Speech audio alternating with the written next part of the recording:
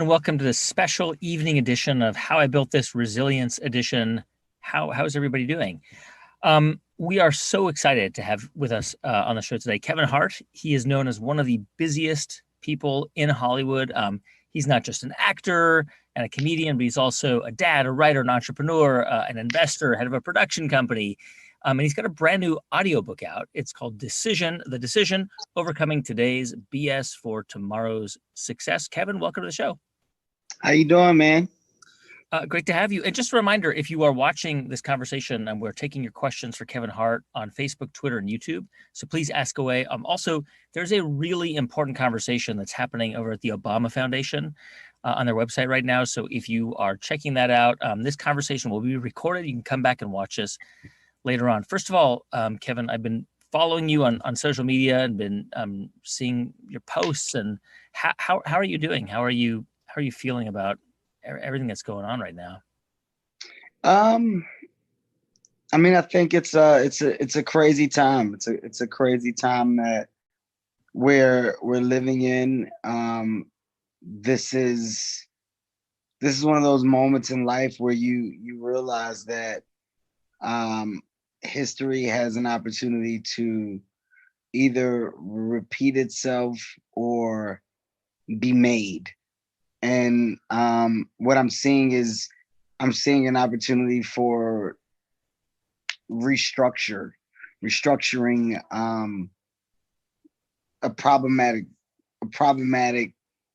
system, for lack of a better word. You know, I'm realizing that the things that people ignored have grown to a point where there is no getting around it now. And at one time, what was just, some voices has become most voices, and most of these voices that are frustrated and angry with the social injustice that we have witnessed and been witnessing for so long, and people that really do want to see a change for equality. You're seeing a global effort in saying this can no longer happen.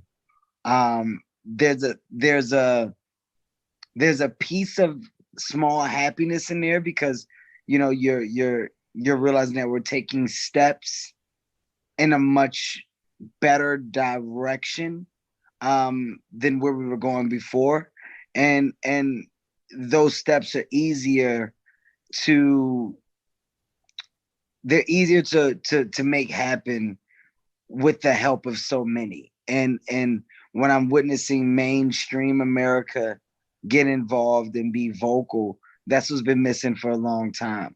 So, there's a side of anger and frustration of having the same conversation over and over again, the same ask over and over again. But it seems as if this time around now, after the death of George Floyd, and how it happened, it's so present and in your face that other people are like, oh wait, this is what people are talking about.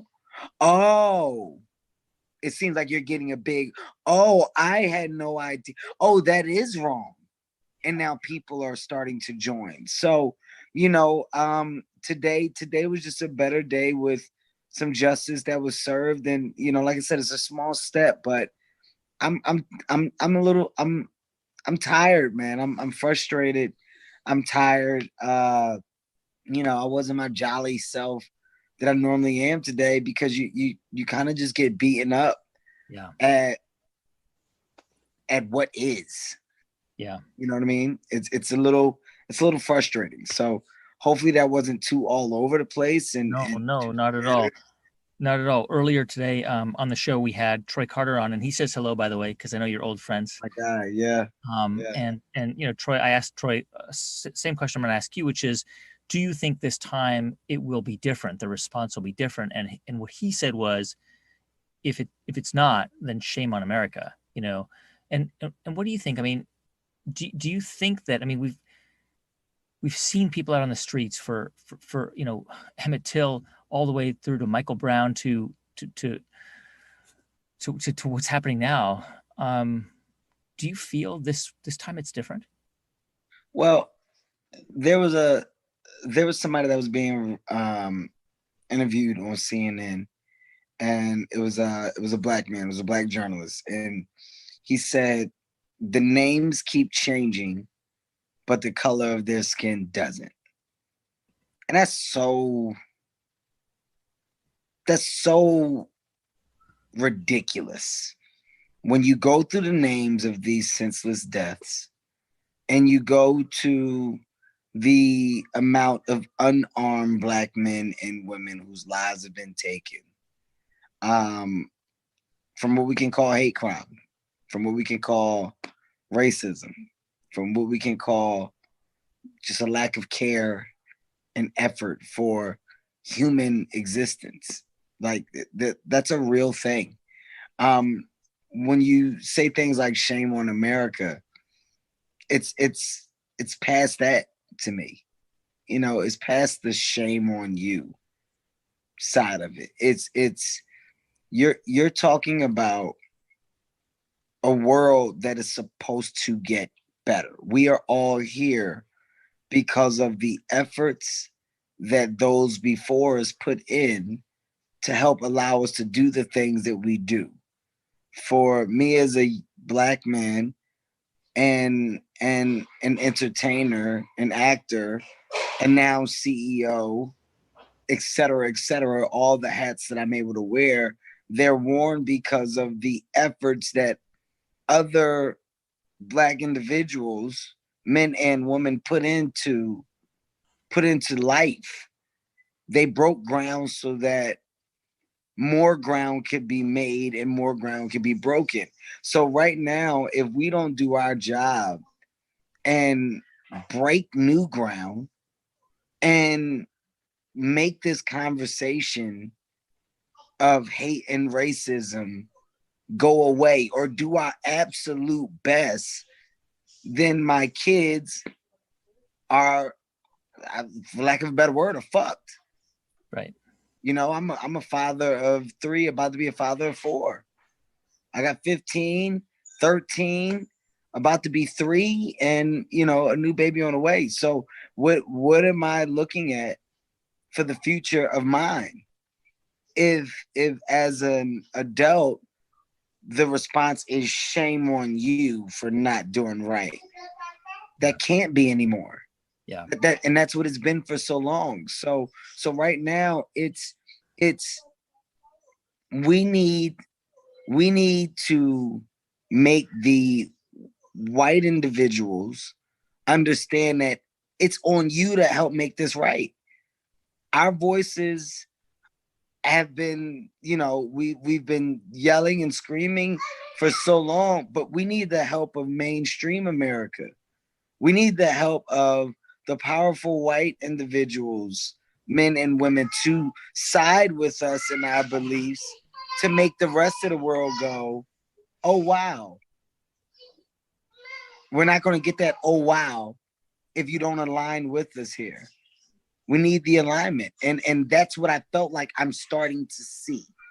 Yeah. These protests and you know, not to say that I'm on board with the way that they've been happening, but I understand. Yeah. I understand the anger and frustration, and I understand the why. So I'm not going to lose sight of the why. And from that, I'm seeing an alignment of so many. I'm seeing an alignment, and I haven't seen that. Not in my life. I haven't seen it at this level. Yeah, President Obama spoke earlier today, and he said something really similar, which is that the difference between the demonstrations and the protests today versus the 1960s is there's just a really wide like swath of people who are taking part in it. Mm-hmm. I thought that was really interesting observation. We are taking questions for Kevin Hart through Facebook, YouTube, Twitter. So please ask away, and I'll try to get to some of them before we have to let Kevin go. Can I ask you a question about your new audiobook? Of course, man. So you've got this new book out called The Decision: Overcoming Today's BS for Tomorrow's Success. A lot of people who only know you as an actor and comedian don't know that you've got a production company. I mean, you're an entrepreneur. You had a really kind of, you really kind of took you like 10 years to break into Hollywood. It took you a long time. And you've written about this, you're a writer. And in the book, you've got this idea called 11 Weapons of Success. Yeah. And also 11 ways that people waste their mental energy. Can you tell us a little bit more about the concept and how it's applied to your life? Well, I can give you a very simplistic version and explanation, right? So what this Audible original is about is it's me saying there's a lack of information that's provided, right? And when I say that, I mean people that succeed and people that find success, after they have it or find it, it becomes theirs and it's not often shared. That journey is not often shared. It's something that they put in their pocket and they just keep it with them forever. But there's so many people that want to do the same thing, which is succeed. And that doesn't mean that they have to do it your way. That doesn't mean that they have to do exactly what you did, but a story that can inform them of how you did gives them a different lens to look through. And unless you go search for this information, you're never going to find it. It's not offered. It's not volunteered. And that's a problem. For me, as a guy that's done so much and achieved so much, but at the same time failed, I've had my fair share of tough failures. Yeah. There's a mindset that I adapted along the way. And the things that I now use and hold on to and value as my keys to success, or the keys to constantly finding a positive instead of just looking at the negative. Yeah. And overlooking what seems to be a closed door and figuring out a way to find the key that opens that particular door. There's a thought process that goes with that. So what I did was lay it out. I laid it out in a way that only I can for people to come and simply be informed. And what you'll find is that, within this self-help space and this motivating and inspiration world, I'm falling in love with it because it's another purpose. I'm finding another purpose for myself in life. And, light bulbs go off as you get older and as you grow, and you fall in love with these discoveries. But the crazy thing is these discoveries are discovered after the things you thought were going to be it are sometimes over and done. And sometimes they didn't work out or they did. These new things that you discover are things that you fall in love with. So I'm talking to people about how to fall in love with the opportunity of new, with the opportunity of success, with the opportunity of pushing yourself to limits that you only know that you're capable of achieving. That's what this is about. So, in life, it's all about the decision. You can make a right, a left, a U-turn. You can climb a wall. You can scale a bridge. You can go up an elevator, down an elevator. You can follow the map, or you can choose to wing it and go in a different direction. It's all about your decision. How do we take responsibility for that? That's what this is about. Yeah, I mean, on our show on How I Built This, we talk so much about failure with entrepreneurs because failure is more interesting than success, right? Like we learn more through the failures of others than we do through their successes. And I think about, and I'm really curious about your career, because I think about my career, and anybody watching thinks about their career. And I really feel like the failures I've had in my career, the jobs I didn't get and the directions I didn't take were blessings. They're really blessings. I mean, they're hard at the time. They were crushing. But had those failures not happened, I wouldn't be doing what I do now. Is there a failure like that in your career that was just crushing at the moment, but when you look back on it, you think, God, thank God that actually happened? Tons of them. I mean, I don't know how much time you have. If I went down this list of failures, you would be You'll be mind blown, you know?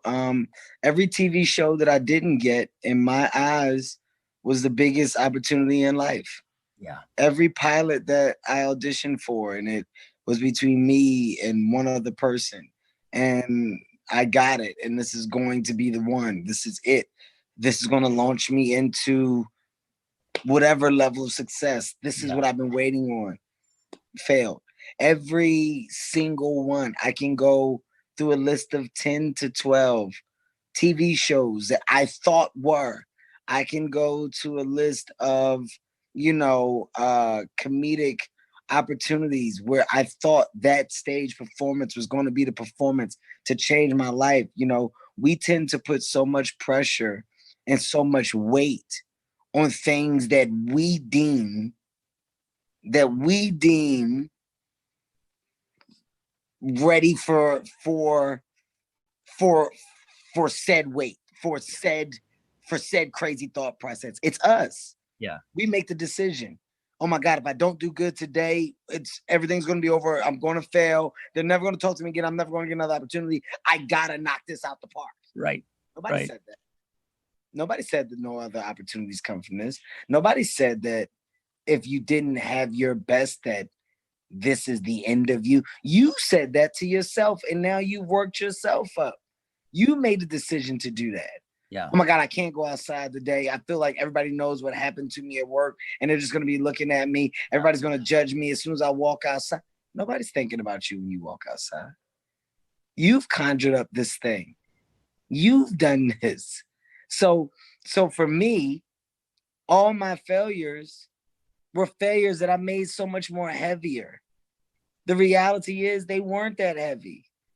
Soul Plane did not do good in the box office. And I said Soul Plane was supposed to be the movie that was supposed to make me the next Eddie Murphy. Oh my God, they bootlegged it. How could they do this to me and my opportunity? It's over.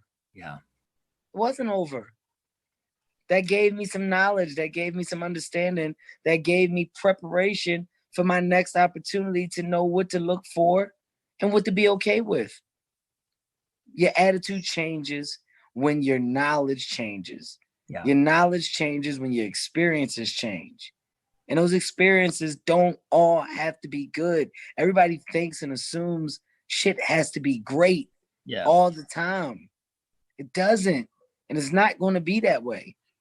And the more you understand that, the better off you'll be. The better off you'll be.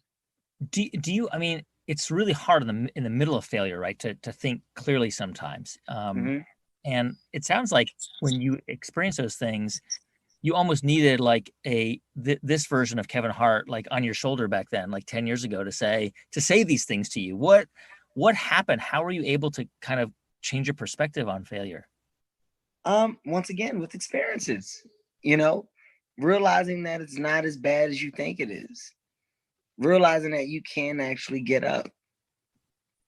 And that's why I said this information is valuable. The things that I'm saying in the decision is valuable. I'm telling you, people, I don't put my all into things for them not to be good. This book is dedicated to you. And by you, I'm talking about the people. When you listen to my Audible original, the first thing is it's dedicated to you. I'm the guy that wants to see everybody reach their full potential.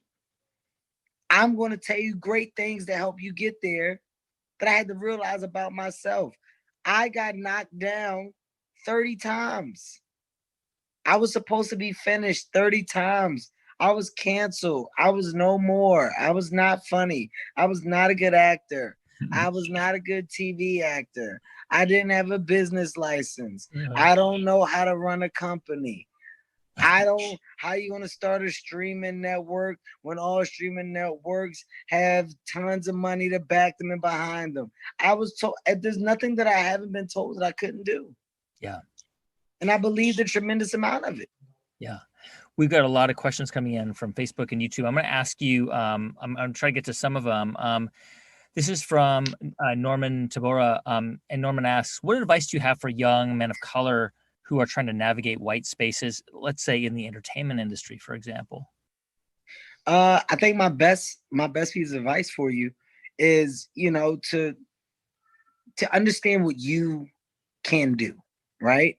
Uh, Once again, I can only use myself as an example, to help give you uh, a clearer justification of what I'm about to say. So, I was told that comedy starring a African American lead wouldn't transfer Universal. They just don't. And within that conversation, after hearing it so many times, my fight became, um, with asking studios for the opportunity to be marketed internationally, for an opportunity for my movie to be shown internationally. And the studio that responded was Universal. Well, Screen Gems did a little bit with Think Like a Man. And when we had the movie Ride Along, I had my tour numbers, and I said, people are telling me that this doesn't translate, but look at my box office ticket sales. It does. My numbers internationally are just as strong domestically. All I'm asking for is an opportunity, and I fought for that opportunity. And the studio finally met me and said, "We're going to give you a try." And when they gave me a try, I said, I'm going to follow the pattern of what Will Smith and Tom Cruise did. I want to go. I want to go over there with this try. Send me over and let me market, let me promote, let me do everything I possibly can. And I went and I did the work. I went and did the junkets and did every interview and shook every hand and took every picture. And the movie came out and the movie had success. And it didn't mean that I was an international star. It meant that I showed that I can get success, but I'm nowhere near where I need to be. So every movie, I became repetitive with the same effort. Yeah. And even more. I wanted to go over there longer. I wanted to do a bigger junket, a bigger tour, shake more hands, take more pictures, make a bigger premiere, until it caught up to what I thought my comedic likeliness was on an international scale. And after putting all of that in, you look up today and my movies translate. And it's not because I just happened to they just put it up and people said, "Oh, we're going to see it." I put the work in. I had to work those markets the same way that I worked the domestic ones. And it didn't come easy. So, the challenges are, we're behind the eight ball. And unfortunately, it's what it is. Unfortunately, it's a tougher journey, for us than it is for others.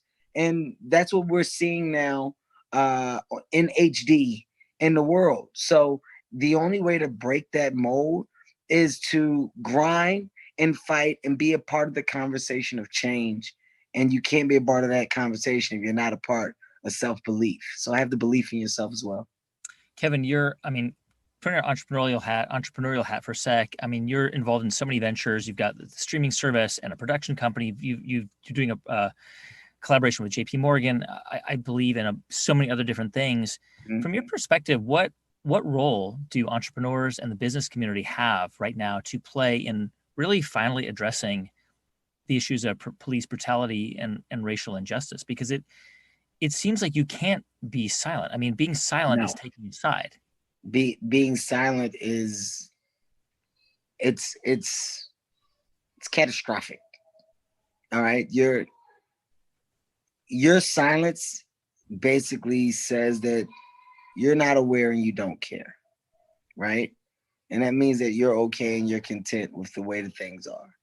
And if you are, that's a problem, because we all know that the way things are is wrong. I mean, we can beat that horse over the head as much as we like. That's just, it's wrong.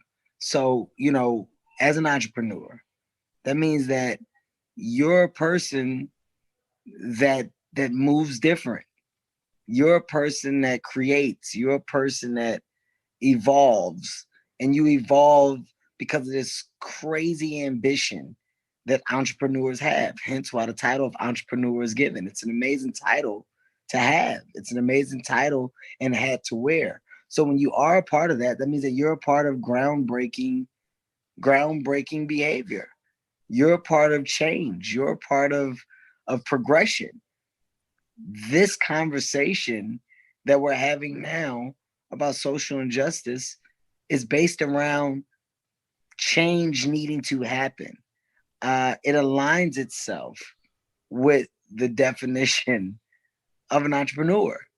So to our young people that are in that space, this is a very important time for us all. This is a very important time for us all to not be the smartest people in the room, but to be together in a room. That's the important thing. That's what people need to truly understand right now. It's about us being together. It's about us really holding hands and going, you know what? I hear you. I understand. And not fighting. We fight. We played that game. We played the you're wrong, I'm right. You don't, I do. We played that game. That game is not getting us nowhere. That game gets us right back to the same start point on the beginning of a race. We're not progressing that way. So we have to listen to one another and understand. This is a relationship. A relationship has to work. You got to work a relationship. Whether it be work relationship, whether it be a home relationship, family relationship, friend relationship, you have to work these things. They're not perfect. So right now, the best way to work said relationship is to understand. And when you understand, that means you're on the side of change. So to all entrepreneurs out there, I beg you and urge you not to be silent. Saying nothing is the worst thing ever. It's literally the worst thing that you can do right now. Yeah. It's a question going back to what you were talking about earlier. How does somebody? Sorry, I think my child is here. Hey, I'm on a live interview. Babe! I'm on a live interview. Yes. Sorry about that. Babe! You know how it goes, right? Hell yes. Tell Pat I'm coming. Oh.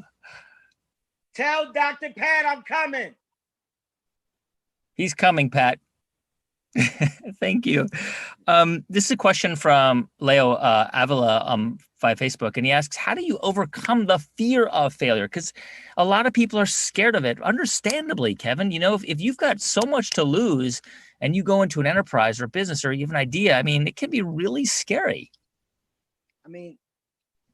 Here, for me, I've seen the bottom. I was at the bottom. Yeah. And when you've been to the bottom, you know that the bottom isn't that bad, right? The bottom is the place that you start from and that you work from. And if you've been there and you've lived there and you were happy living there because all you knew was the bottom, it wasn't that bad, right? The fear comes in losing what you have, or not accomplishing something to get you more. So there's a fear and there's a want that's attached to that. But the reality is, if it doesn't happen, then what? Yeah. It's there is no stop button after that. We all have the ability to figure it out. I thought I was going to the NBA. In high school, I played varsity basketball. You could not tell me that I was not going to the NBA. Nothing else was an option. Right. Nothing else was an option. No thought. Mom, I'm probably going to go to the NBA. Kevin, I want you to work hard and dream, but honey, you need to have something else. No, I don't. I'm going to the NBA. I didn't go to the NBA. The day when I didn't go to the NBA, life was not over. The day when I realized, you know what, I'm not that good at this game that I thought that I was good at all these years. Yeah. I got to figure it out. I got to figure something else out. There's several doors out here, and those doors are meant to be open. You can't act as if,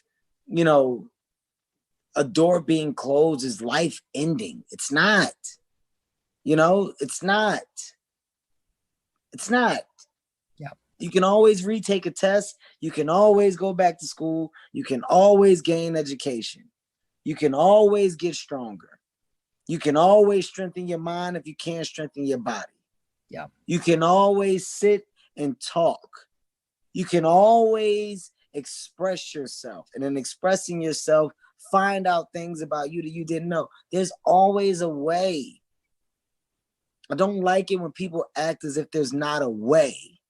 And if you're in a situation where your options are very limited because of surroundings, then find out the people that were in those same surroundings that have possibly made it out and find out how. That's information. Yeah. It's just not being afraid to be informed. You can't be afraid to want to know, good or bad. You can't be afraid to want to know. I didn't want to hear that my dad was on drugs, but I went and searched for the information. I had to know. Is this real? Yeah. Oh my God. All right, Kevin, you know now what? Well, I mean, God. Is that going to stop you from doing the things you're supposed to do? Are you going to use this as an excuse to not go to school? Are you going to use this as an excuse to not be a responsible individual? Are you going to use this as an excuse, Kevin? No. You got what you came for. You now know. Apply it. Take that and make you better because of it. All right, well, I don't do drugs. I don't touch drugs. Why, Kevin? My dad did drugs. I saw what it did to my dad. That's how I applied it. Is that profound? No. Did I just do something that was so unbelievable that there's a Morse code behind it? No. It's so simple. There's so many people that are coming from so many different situations, you know, that dealt with so much, that have seen so much. Take that, apply it. Apply it. Turn that stuff into a muscle. Turn it into a muscle. It can be done. It can be done. So it's not until you click, until you adapt that type of thinking, that you'll be able to do it. I think Leo got a great answer to his question. The book is called The Decision. Yes. New Audible book by Kevin Hart. We've got if you missed any of this conversation, we're going to post it on our Facebook page, facebook.com/howibuiltthis. You can also find all of our videos there, our conversation with Troy Carter earlier today, and all the many, many dozens of conversations we've had over the past several weeks. And we've got new episodes of the podcast coming out every Monday. So subscribe to the podcast if you're interested. Kevin Hart, so great to have you on. Thank you. So much wisdom and really just so much to think about, and we really appreciate it. Thank you. Thank you, man. Thanks for having me. And to all the listeners, I would just say, not only thank you for listening to this, but I would say thank you. And my assumption is that you guys are taking the side of just speaking and being active and voting, and just being a part of the change. Let's all do our job and try to align ourselves with the one goal of just being better, improving, and not for us, but for this next generation to come and want to come after that. Download The Decision on Audible. Enjoy it, and I'll talk to you guys in the near future. All right. Thanks, Kevin. Thank you, man. Bye-bye.